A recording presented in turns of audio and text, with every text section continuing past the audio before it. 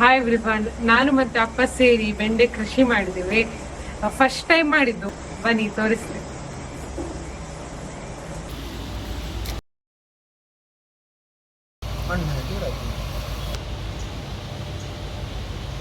ತುಂಬಾ ಬೆಂಡೆ ಆಗ್ಲಿಲ್ಲ, 4-5 ಬೆಂಡೆ ಹಾಗೆ ಸಿಕ್ಕಿದಷ್ಟೇ ನಮ್ಗೆ.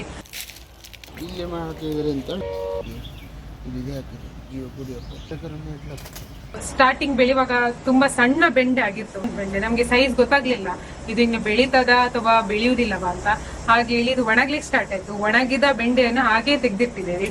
ಈ ಬೆಂಡೆ ಬೀಜವನ್ನು ಮುಂದೆ ಪುನಃ ಗಿಡ ಮಾಡಬಹುದು ನಾವು. ಬೆಂಡೆಕಾಯಿ ತೊಂಡೆಕಾಯಿ ತೋಟದಲ್ಲಿದೆ, ಉಂಡೆ ಉಂಡೆ ಬೆಲ್ಲ ಬೆಲ್ಲ ಡಬ್ಬದಲ್ಲಿದೆ. ಬೆಂಡೆಕಾಯಿ ತೊಂಡೆಕಾಯಿ ತೋಟದಲ್ಲಿದೆ, ಉಂಡೆ ಉಂಡೆ ಬೆಲ್ಲ ಬೆಲ್ಲ ಡಬ್ಬದಲ್ಲಿದೆ.